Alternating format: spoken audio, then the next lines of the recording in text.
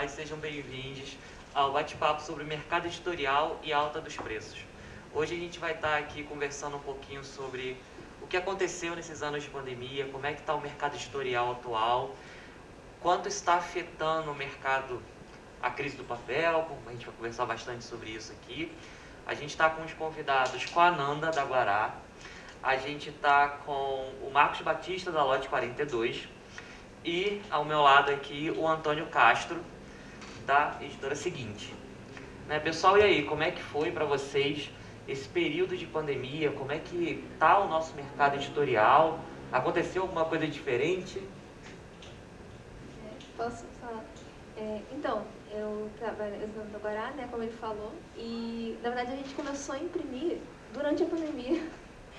A gente não imprimia antes, a gente só tinha digital. Mas aí, tipo, de 2021 para agora, já está completamente diferente. Os preços, tudo assim. Bom, acho que da companhia, que é uma editora grande, né, tipo, com bastante, uma equipe grande, a gente assistiu uma flutuação grande do mercado nesses últimos anos. Teve a crise da Saraiva, que fez com que tudo caísse, as editoras encolhessem no geral.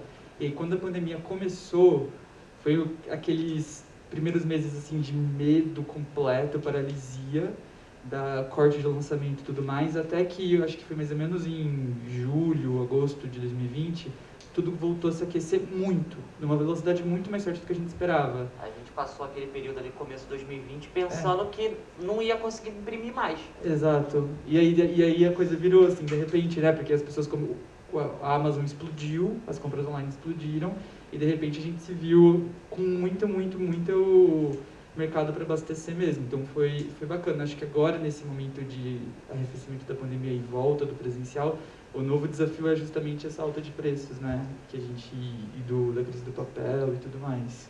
Batista, como é que isso afetou a Lote 42, cara, nesse período? Pois é, a editora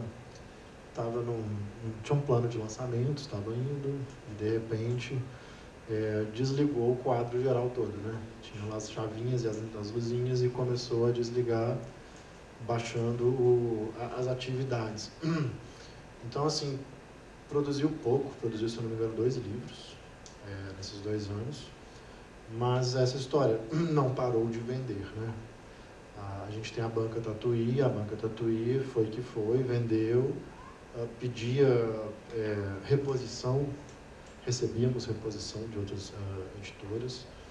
Então, e agora, passado esse momento, né, a gente volta à agenda de lançamentos, mas volta com essa nova realidade, esse novo susto. Tudo aumentou e aumentou bastante. A gente estava conversando um pouquinho aqui antes de começar o bate-papo formal e era visível, né, o quanto a gente está tendo dificuldade.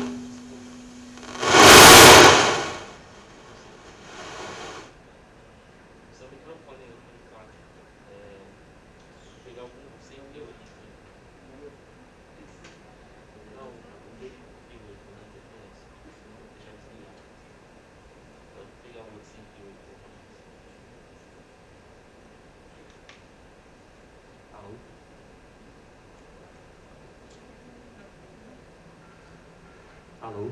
Tá. E a gente estava conversando um pouquinho como alguns lançamentos sofreram com isso. A gente está trocando papel, né?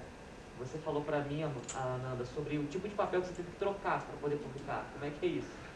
Então, a gente começou, como eu falei, a gente começou durante a pandemia, né? E a gente fez ao contrário do que eles falaram, a gente fez muito lançamento, inclusive. Mas é porque a gente foi produzindo, chegou uma hora que, não, vamos publicar, porque a gente não teve a experiência antes também, né? E a gente publicava sempre com papel pólen, 90 gramas. E o estoque agora está vendendo, está acabando. Não tem mais o papel pólen 90 para reimprimir. Tem só o tipo pólen. E não tem o papel pólen no mercado no momento. Aconteceu isso com a Guará, aconteceu com a Indivisível. A gente está trocando o papel por um parecido porque não tem no mercado. Aí isso impacta, né? Porque o produto não vai ficar como foi planejado, vai ficar diferente. E se você está fazendo uma série e no meio da série você tem que trocar... Vocês estão com o almanac, né? Que é uma coisa mensal. Não, ainda. a gente deu muita sorte que o último almanac deu tempo, tipo, terminou em abril. E ainda tinha. Mas, assim, por exemplo, Teocrasilha é uma série que sai um por ano.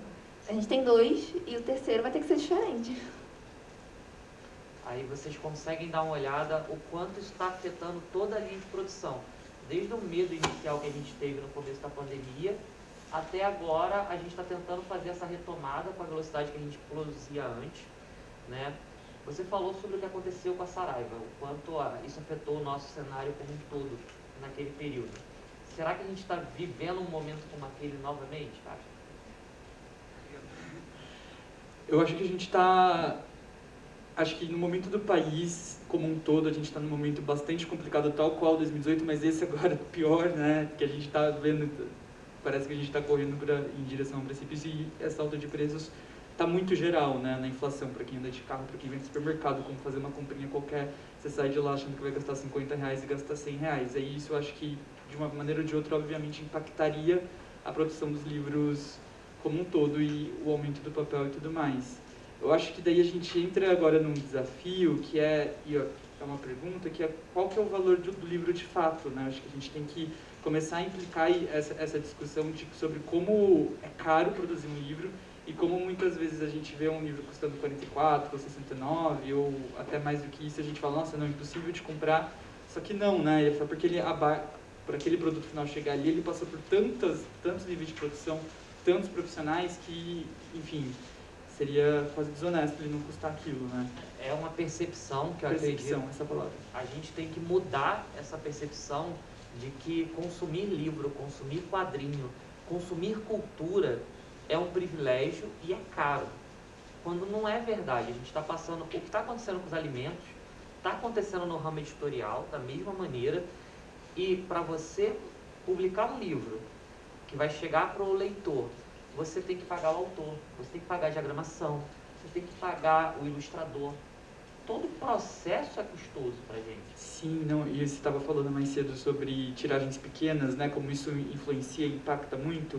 E a gente passou por uma experiência agora na editora, eu trabalho também na Companhia das Letrinhas, a gente vai lançar uma coleção de 4 livros a R$ 9,90. E aí foi um baita desafio conseguir viabilizar isso. Esses 4 livros. Uma das coisas é justamente a tiragem, porque a gente vai conseguir imprimir os 4 de uma vez, então vai ser uma tiragem só, para os 4 volumes. Aí, para a gráfica, isso viabiliza e ajuda muito. Se fosse uma tiragem, sei lá, de 3.000 exemplares, que é uma clássica, seria impossível, né? E isso é o que a editora seguinte consegue fazer. Agora, exatamente. Eu olho pro Batista e olho pra Indy, como é que a gente resolve isso? Num cenário nosso que a tiragem é menor naturalmente. Está acreditando em quem lê, sabe? Eu acho que isso aí da percepção do valor do livro, a gente participou agora da Feira do Livro no Pacaembu e depois de passar por uma série de feiras de desconto, a gente foi fazer essa feira com preço cheio e no segundo dia chegou uma escola e tal, então chegaram umas adolescentes e uma pegou um livro nosso e falou assim, puxa, é isso que eu quero. Nem olhou muito e já se encantou pelo livro. Uma outra queria poesia, aí eu mostrei para ela umas poetas e ela, pá, é esse aqui. E aí depois o grupo foi embora e uma voltou e pegou o nosso livro que está com preço, no nosso último lançamento, né? Ele está a R$ 85. Então é um preço que a gente ficou assim, bom, o preço é esse, mas a gente sabe que aumentou agora. E ela chegou, ela pegou o livro e eu falei assim, cara, na minha cabeça, né, esse elo da confiança de quem lê com quem publica e quem escreve, assim, falei, cara, é caro, essas meninas, elas olharam e falaram assim, putz, essa grana, mas elas também entenderam que assim, mas é isso, eu quero, eu gosto, é bacana, vai preencher aqui uma coisa importante. Então eu estava discutindo isso na editora a respeito desse pacto com quem lê, sabe? Então é um elo frágil, de certa forma, porque é uma renda, né? E ela está ali flutuando, ao mesmo tempo que também é forte, né? Porque se não puder ter, de fato, a grana, o desejo está ali, a compreensão e a cumplicidade continua. Bom, então essa é com o público que a gente consegue tudo mais. Agora a segunda é de fato de produzir, né? E aí eu acho que é parceria com quem imprime e muito esforço, assim, muito esforço para fazer orçamento, muito esforço para conseguir papel. Às vezes a gráfica não tem papel, você descola alguém que conhece alguém, que tem um estoque, se pode vender o estoque. E aí vai rolando essas mágicas que às vezes você consegue, às vezes você não consegue. Mas aí vem esse esforço extra, né? Não basta mais ligar para 5 gráficas e orçar. As 5 gráficas, alguém que conhece alguém que tem um papel, uma distribuidora que está meio fechando e que pode conseguir. E por aí a gente vai tentando, assim. Nossas tiragens geralmente são acima de 1000, então a gente consegue lidar bem, assim, com essa quantidade que uma gráfica funciona, assim, para conseguir um preço unitário melhor. Mas, de fato, assim, fazendo abaixo de 1000 não é o nosso caso, mas a gente trabalha com pessoas, assim, na banca Tatuí. E aí a gente percebe a dificuldade maior de fazer de 20 a 500, tudo mais. Eu tenho um amigo em Belo Horizonte que ele tem a graça de, além de ter uma editora, ele é gráfico e tem a gráfica. E não é mole. Mesmo assim, os preços dele, ele consegue fazer uns preços legais, mas se não é o papel que está difícil, é o impressor que não vai, que não tem, é ele operando a máquina, tendo que ser editor e também operando a máquina. Isso é um outro ponto fantástico do nosso setor, né? Que a gente termina fazendo tudo no processo para que ele aconteça, para que ele consiga chegar até o leitor. Sim, e conseguir chegar ao leitor e até vender mesmo, né? De fato, é de operar a máquina, ficar na banca vendendo. E daí que eu senti esse pacto forte, assim, né? Fazendo essa feira no Pacaembu, somente uma pessoa bateu o pé e falou assim: poxa, feira sem desconto?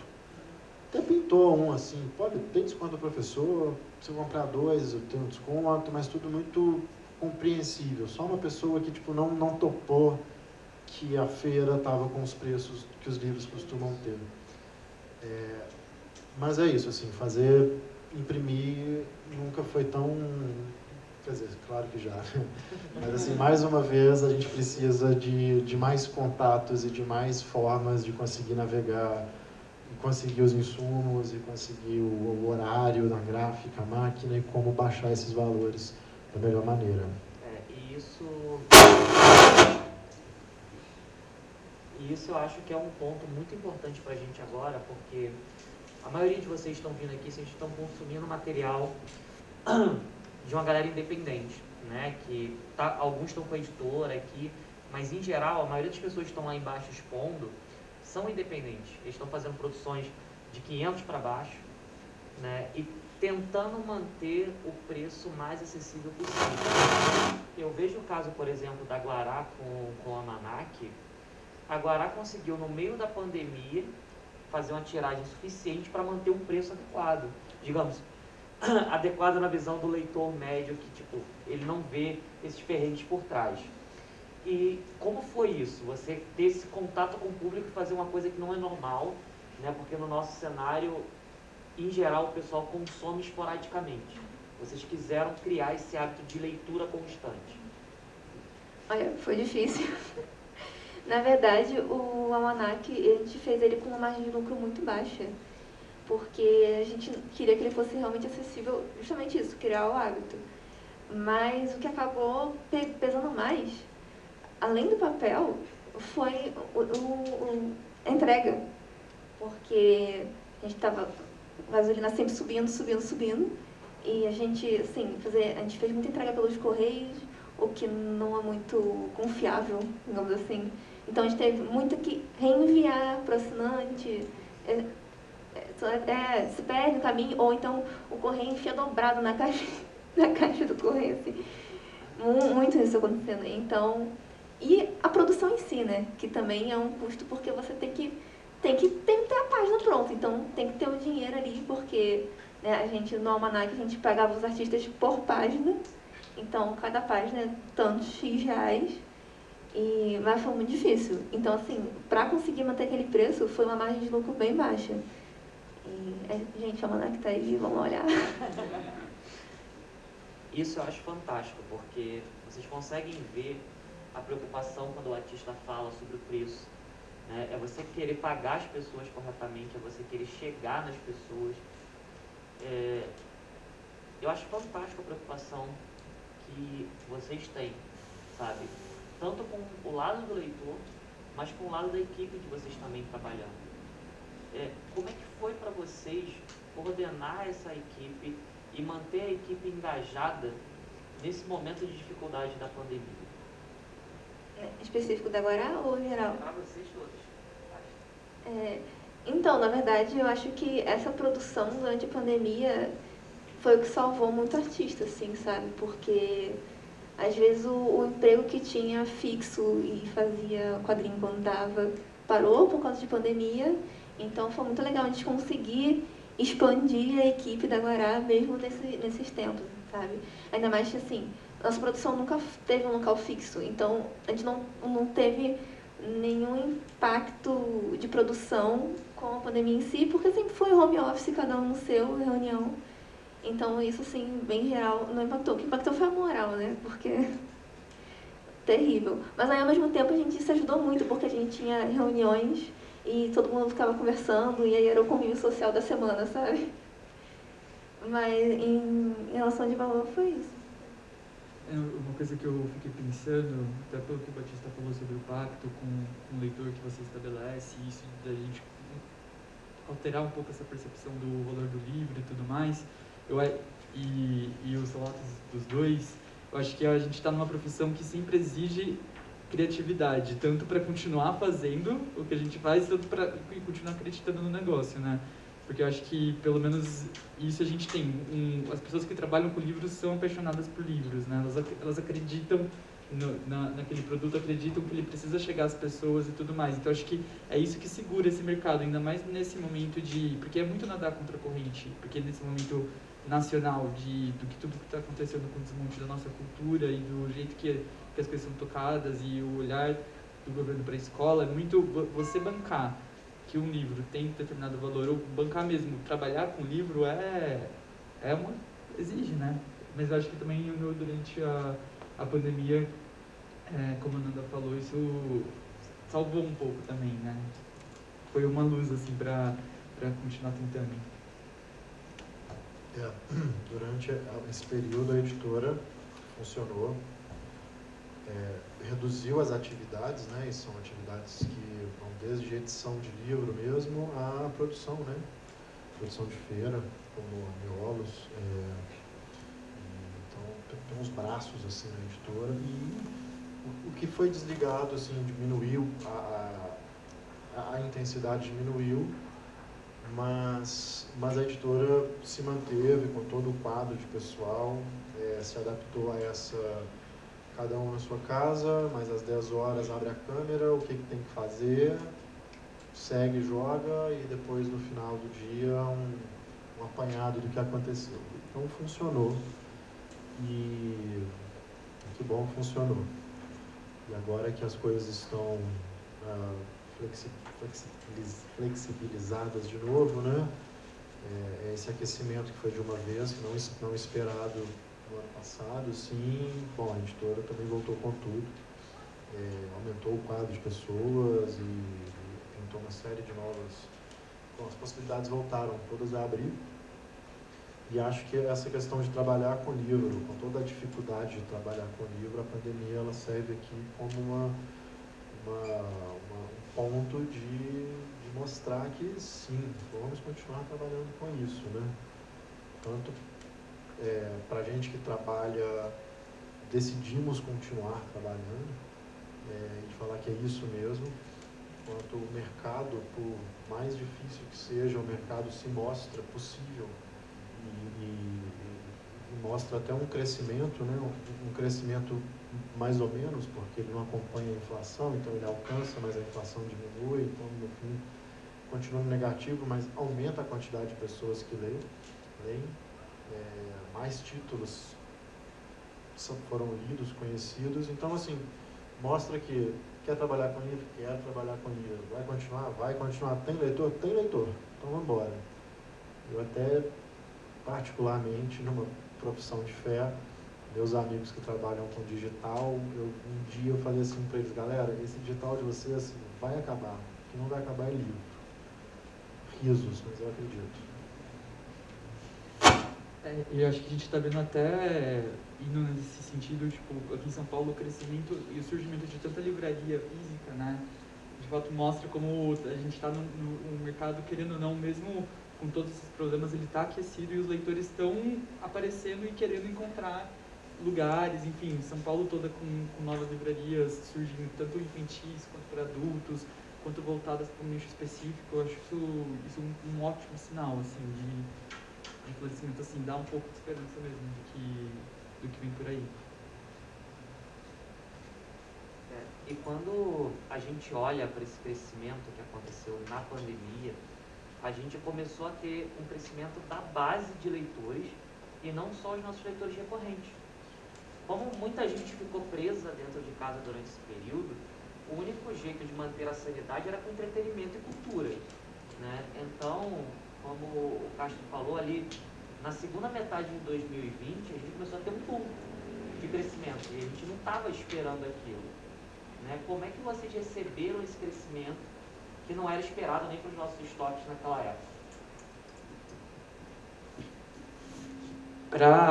Nossa, mais na seguinte, o que a gente sentiu muito, na verdade, foi que o leitor jovem, adolescente, ele ainda não comprava tanto online. A gente estava nessa busca pelo marketing digital e para conseguir fazer com que a Amazon se tornasse um player significativo e tudo mais. E essa virada aconteceu muito durante a pandemia, acho que justamente também porque todo mundo em casa, tudo mais. E outra coisa que a gente sentiu também um impacto muito grande foi com a força do TikTok, o BookTok, que surgiu com tudo e de fato se tornou uma rede que converte, né?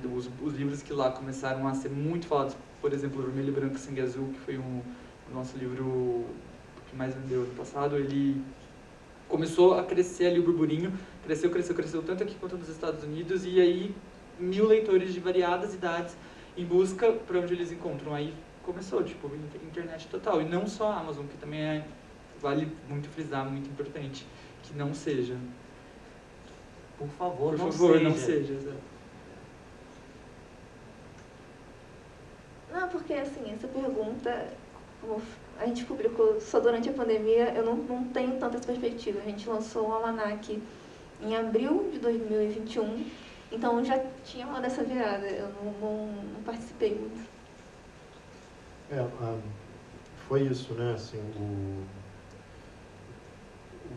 a gente estava com o estoque, assim, até aconteceu de 2 lançamentos durante esse período, mas a expectativa, né, de como serão as vendas, a gente não vende a gente vende por conta própria e por livrarias, né? Então a gente não participa disso, por exemplo, do Submarino e da Amazon. Então o nosso parâmetro, eu acho interessante que ele não... Beleza, a Amazon vendeu pra caramba, mas a gente continuou vendendo pelos nossos canais. E nessa incerteza é uma surpresa. E eu também conheço outros editores que, vendendo por conta própria também, fora de canal, até gente menor, assim, porque eu também tenho uma experiência que eu edito uma revista de quadrinho chamada A Zica, e a gente ficou vendendo essa revista. Eu também fiz um livro durante esse período de pandemia, então bem menor as vendas, né, com outra proporção, mas isso aí não se encerrou. Os estoques aguentaram e não se encerrou as vendas, e não foi só via os grandes varejos, né, online. Todo mundo estava atento também a como chegar nos livros fora do varejo grande.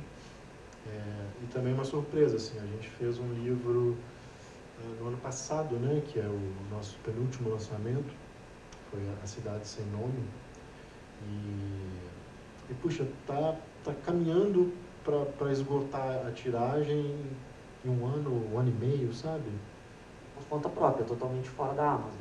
Fora da Amazon e essa rede, assim, de livraria, leitores e livreiros. E é um livro, assim, que por acaso caiu no gosto, assim, me parece, é um assunto que tem interessado muitas pessoas, tem uma procura muito grande, mas é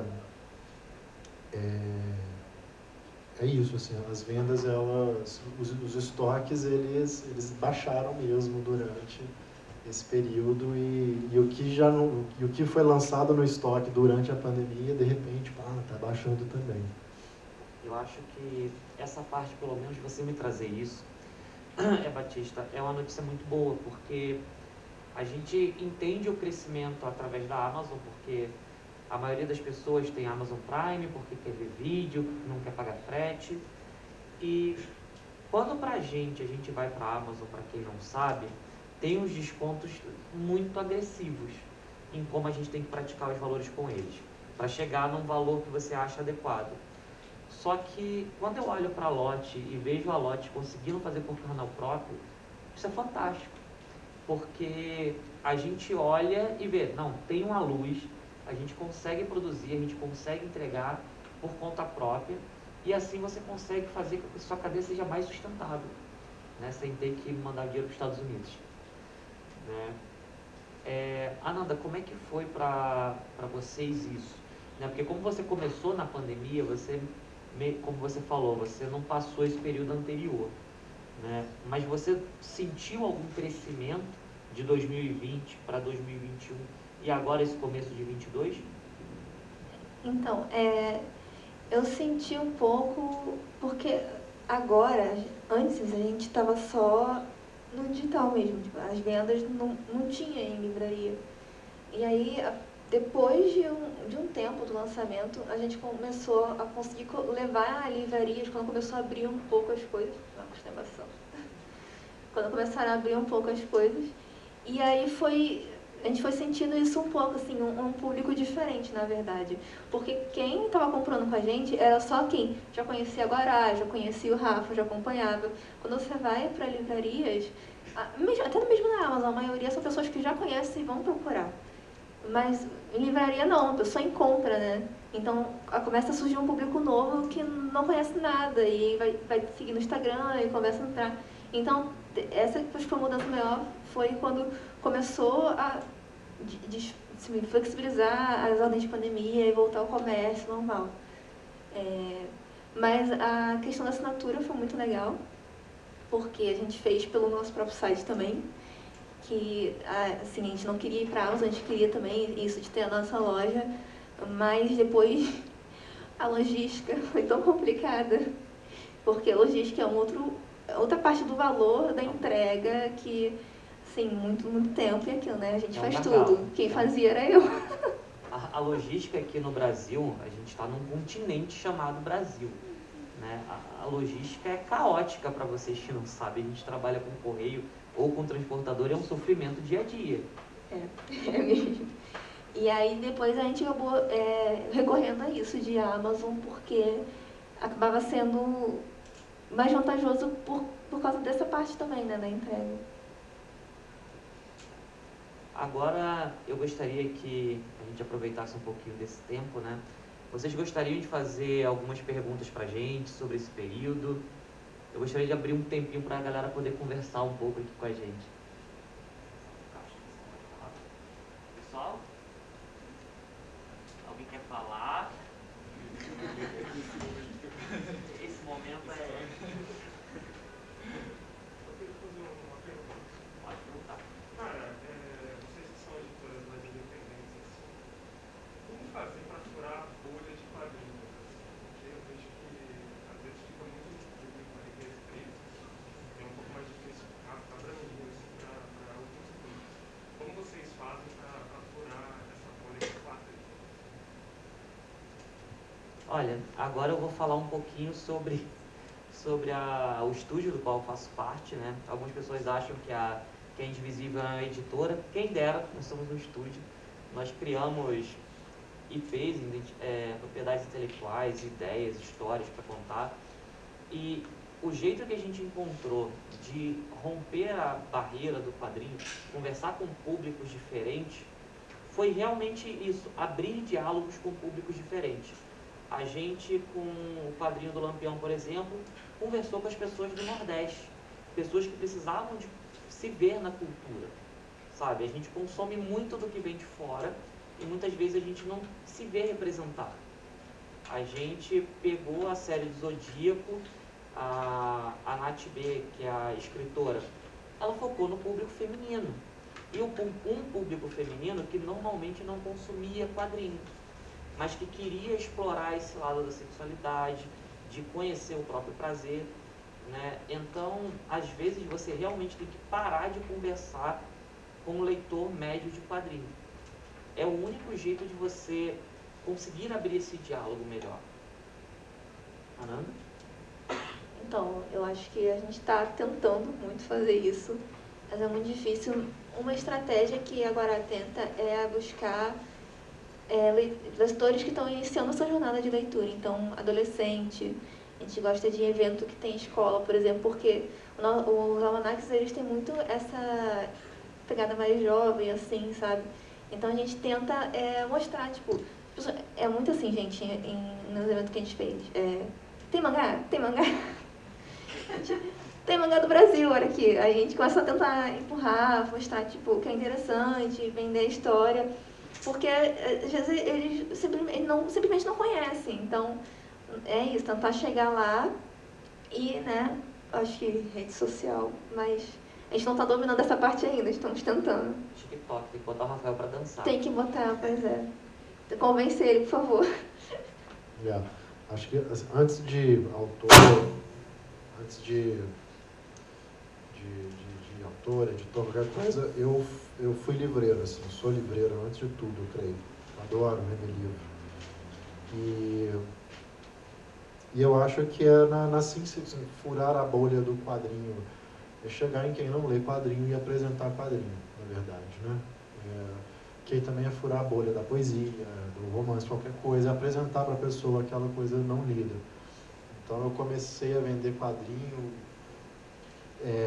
jogando o quadrinho no rosto de uma pessoa, e ela tinha que pegar, e no susto eu falava assim, tu gosta de quadrinho? A pessoa, não existia quadrinho como a gente entende hoje, existia Mônica e Pato Donald, e não existia isso que a gente entende hoje de uma galera fazendo.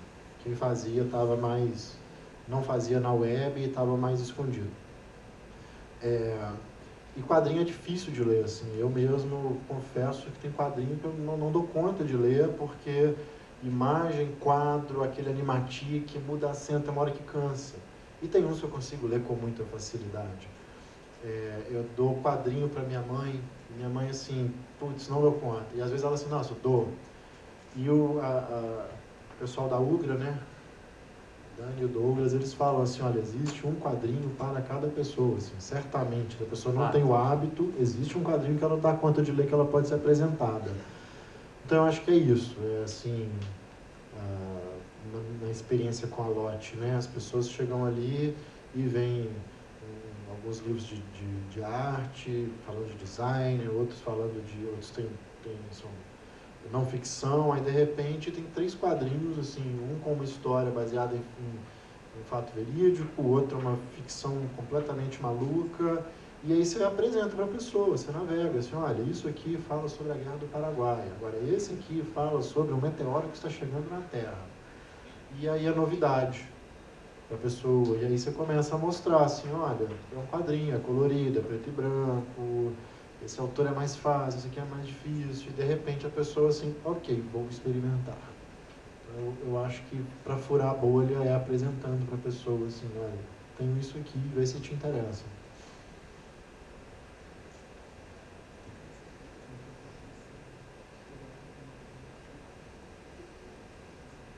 Eu fiquei aqui pensando porque a companhia não é uma editora independente, mas o que eu tenho observado, pelo menos com relação à Seguinte, que começou a publicar quadrinhos já vem de um tempo, assim, a gente começou com umas tirinhas da Sarah Anderson, Uma Bolota, Uma Língua Feliz, Ninguém Vira Adulto de Verdade, que são maravilhosas, e começamos a gostar muito, e aí agora a gente está realmente tendo com Heartstopper, com Arlindo e tudo mais, a gente está com uma linha bem consistente. Aí o que eu vejo é que, pelo menos para os leitores jovens, tem uma... É desafiador mesmo. Eu tô com 30 anos, eu também tinha um lance assim, tipo, eu nunca tinha pegado um quadrinho para ler, até pouco tempo atrás.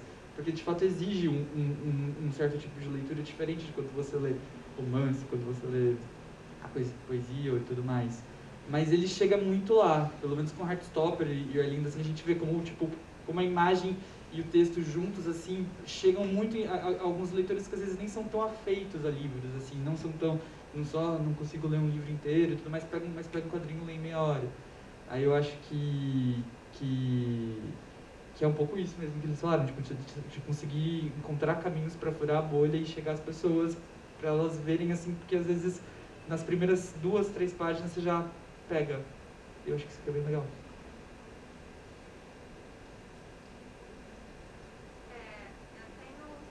Eu quero saber da perspectiva de uma editora grande, uma companhia, sobre alta de preços. Porque, assim, eu trabalho numa editora média e os livros aumentaram uns 20, 30 reais. E aí eu vejo a Record e a companhia aumentando 5 reais. Eu penso, como eles conseguem fazer isso? Na base de muita negociação. Porque eu acho que as editoras grandes, elas têm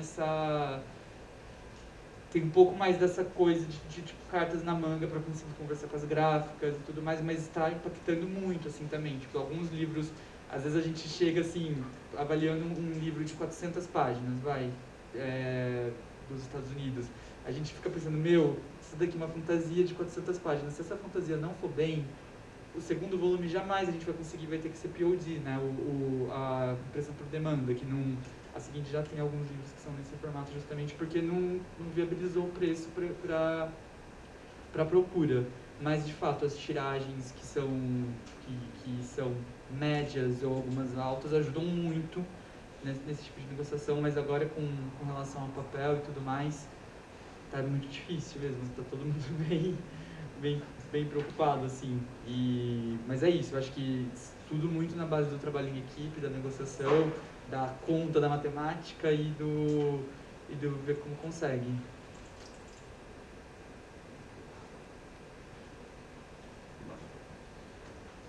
Bom, uma pergunta que eu tenho, desculpa, pode fazer que eu já faço a minha depois.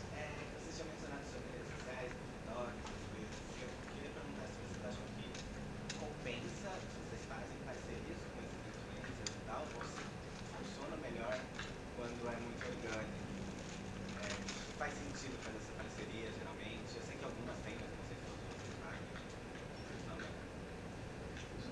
Bom, a gente começou a trabalhar agora com perfis que falam de quadrinho, especificamente quadrinho, porque nosso último lançamento foi um quadrinho. Então a gente, pela primeira vez, assim, a gente conversou de uma forma mais organizada, com perfis de quadrinho, tanto gente que resenha, quanto quem produz, e quem é jornalista e quem é só uma pessoa que se amarra e fala, inclusive com grandes audiências e pequenas audiências, mas tudo na base do envio do release, do envio do livro, então sem ser uma parceria comercial, sem passar por aí. E vale a pena, é maneiro, assim, de fato, por falar em bolha, né, assim, é uma forma de furar a bolha, porque a gente manda para quem fala de quadrinho, mas a gente também encaminhou para quem não fala de quadrinho. E para quem não fala de quadrinho é uma coisa interessante, tipo assim, maneiro, vou falar de uma coisa que não costuma chegar para mim, e de repente está uma novidade para quem resenha, uma novidade para o público de quem resenha. E aí, quando a gente está acompanhando as tags no nosso livro, a gente vê que vai chegando mais longe. Quando a gente está fazendo feira, que é a hora do tete-a-tete, que é a hora também de furar as pessoas conhecerem, furar a bolha, a gente vê que as pessoas estão se ligando, assim, que chegaram nelas. Então, a gente não tem uma questão muito massiva e e já estabelecida de para quem manda, como manda, e se faz parceria de desconto, de grana, é orgânico nesse lugar, assim, é tipo uma assessoria de imprensa mesmo, e vale bem a pena. Assim. A gente faz muito isso que ele falou, de assim, todos os canais que falam de quadrinho, especificamente a gente sempre manda o livro, mas da mesma forma. Não tem um acordo, exatamente. A pessoa, ela vai falar se ela achar interessante. Mas isso assim, acho que isso é a base. Assim, se você tem como fazer isso, tem que fazer. Mas é muito melhor, assim, é muito mais gostoso, assim, para a editora e funciona muito melhor quando isso acontece organicamente. As pessoas começam a falar do seu quadrinho porque elas realmente gostaram muito, porque isso se espalha muito mais fácil, é impressionante. E uma outra coisa que a gente faz também que é muito legal, que é uma relação mais próxima com o influenciador, que não necessariamente envolve uma troca monetária assim, é que a gente já fez, por exemplo, com o Rino, do canal Nerd All Stars, e a gente falou assim, você vai ser um embaixador da Guará, para falar do Guará, e a gente vai produzir um quadrinho seu. Você vai fazer o roteiro e a gente vai fazer a história. E isso acaba funcionando para os dois lados, porque ele tem um quadrinho dele publicado agora, e ele vai sempre falar da gente, porque óbvio que ele vai querer falar do quadrinho dele. Então isso é uma forma muito legal, assim. A gente já chegou a fazer coisas parecidas com outros também, mas esse foi o que mais deu certo, assim, até agora. Eu concordo com tudo e a gente ficou muito impressionado com o poder do orgânico, assim, quando realmente a coisa vai pro orgânico e explode. É muito, muito maluco, assim, Mentirosos, que é um livro da seguinte antigo, um livro de Catarina, né? Que começou nos Estados Unidos, né? E aí, tipo, um menino, agora me fugiu o nome dele, mas é um booktoker grande aqui do Brasil, fez o vídeo falando, tipo, nossa, o final desse livro é incrível, eu acabo com você e tudo mais. Aí, tá, tipo, explosão total de um livro que tava nas estantes desde, sei lá, 2017, que a gente sempre falava, tipo, nossa, amamos, não, acho que 16 até, amamos Mentirosos e tudo mais, e aconteceu isso, então bem impressionante. E eu acho que também com a Record agora aconteceu com a Colin Hoover, né? Também tipo, começou nos Estados Unidos, importou pra cá e aconteceu. E fenômenos que acontecem aqui, que é muito legal de ver, por exemplo, Conectadas, a Clara Alves, que é uma autora brasileira que começou a ser falada no BookTok também, e tá aí explodindo e acontecendo. Muito legal. E isso eu acho que é fantástico, porque quando a gente consegue manter essa parceria, o resultado é visível, porque as pessoas começam a falar do que você está escrevendo, começam a falar do seu produto, e não é algo simplesmente pelo dinheiro, não é simplesmente uma publicidade, é a pessoa falando de algo que ela gosta, para pessoas que gostam daquilo que ela gosta, né? Então, em muitos casos, você termina tendo o seu alcance multiplicado, não só pela fanbase daquela pessoa, do TikToker, mas por todas aquelas pessoas que vão dar uma chance para o seu material pela primeira vez e vão recomendar para outras pessoas que têm gosto parecido.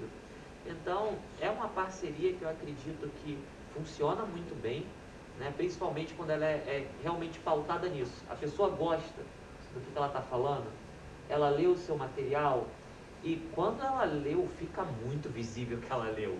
Ela fala com uma paixão daquilo, ela defende aquele seu livro, aquele seu quadrinho. É algo fantástico, sabe? Gente, a gente está quase chegando no final. Alguém quer mais uma perguntinha para a gente poder finalizar? Manda. Eu queria saber qual foi o impacto que teve no mercado de e-books. Se houve uma literatura. Olha, eu não tenho super propriedade para dizer, mas eu acho que melhorou com o tempo, com a pandemia e tudo mais. Acho que não houve uma explosão, assim, tipo de reversão de paradigmas e tudo mais, mas eu acho que ele seguiu uma tendência que já existia de crescimento, assim. Mas confesso que eu não tenho super conhecimento para dizer. Mesma coisa, falta de conhecimento. Eu acho que é melhor você falar que você está mais na verdade, antes de mim, né? Também não. Porque a gente começou com um tempo com quadrinhos digitais, mas assim que a gente começou a imprimir, a gente parou com os digitais. Então, mas eu acho que é de repente interessante falar do leitura de quadrinho, tipo webcomic, né? Isso eu não sei falar assim por experiência de empresa, porque agora não faz isso, mas como leitora eu sinto que aumentou essa leitura. bastante. Total. Eu queria trazer um pouquinho o que terminou acontecendo com a gente no Independente lá na Índia. Normalmente a gente faz publicação através de financiamento coletivo, né? E o que a gente faz? A gente envia o livro físico para a pessoa e disponibiliza um PDF para leitura. Sempre foi assim até começar a pandemia. A quantidade de pessoas pedindo pelo e-book do quadrinho, absurdo, absurdo. Eu vou colocar para você que 97 dos apoiadores agora clamam para conseguir ler no Kindle, no tablet, sabe? E é algo que eu falo assim, gente, tudo bem, a gente vai fazer. É o que vocês querem, a gente vai fazer, porque é uma experiência que a gente não tinha. E eu percebo, né, que enquanto pra gente às vezes é fácil fechar um PDF, a gente já está acostumado com isso muito mais do que ir em outra direção. Se o público está consumindo assim, a gente vai onde o público está. Eu garanto isso para você. Pode falar, Batista. Não, que eu acho que a sua experiência aí, eu acho que já responde bem, assim. Eu sempre ouço falar de uma taxa muito pequena, assim, em porcentagem de quem é leitor de e-book.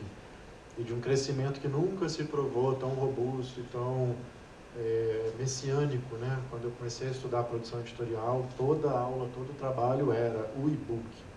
O e-book vai acabar com o livro, né? E hoje a gente chegou num lugar que, assim...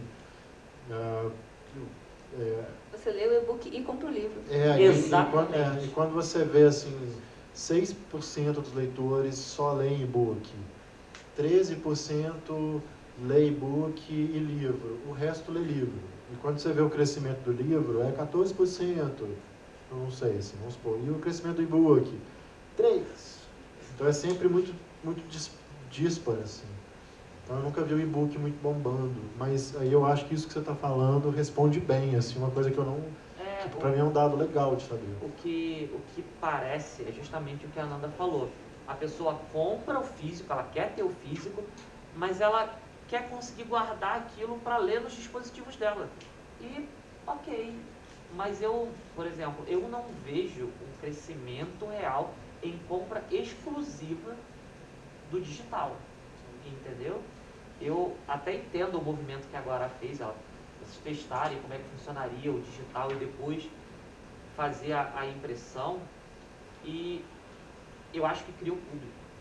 Isso é muito legal, né? A gente hoje na Popcom vai fazer um anúncio lá do estúdio totalmente digital, para que as pessoas tenham acesso à leitura, a conhecer o material, como a gente faz com a maioria dos quadrinhos inicialmente, para depois a pessoa decidir se quer comprar o físico. Está aqui o físico para vocês, entendeu? Porque é o que termina pagando as contas, pessoal, é o livro físico e tal.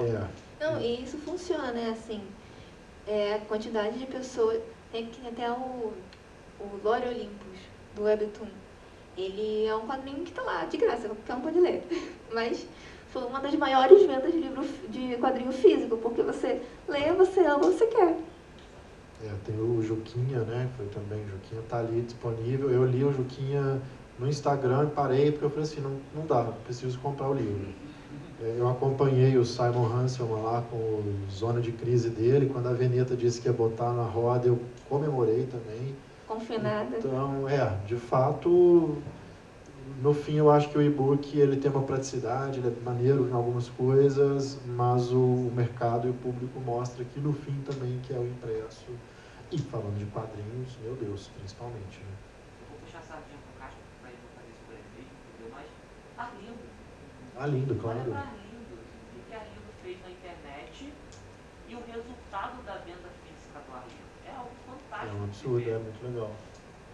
Acho que tanto o Arlindo quanto o HQ de Briga também, né? Que eu sempre penso, assim, né, nos dois livros, assim, como fenômenos, assim, recentes, assim, de leitura web que vai para o impresso e ele precisa do impresso, assim. São obras que parece que são incompletas se não tiverem o impresso. Gente, eu queria agradecer vocês por estarem aqui, por terem reservado esse tempo para conversar com a gente sobre o mercado editorial. Castro, muito obrigado pelo seu tempo. Muito obrigado, obrigado pessoal. Ananda, obrigado por ter vindo aqui conversar, mostrar o ponto de vista da Bará. Ótimo, tá aqui, adorei. E Batista, a gente precisa tomar um chopp para conversar mais no mercado editorial. Bora, estamos ali embaixo, só para fazer o chopp. Gente, muito obrigado, tá? Muito obrigado pelo tempo de vocês. Obrigado.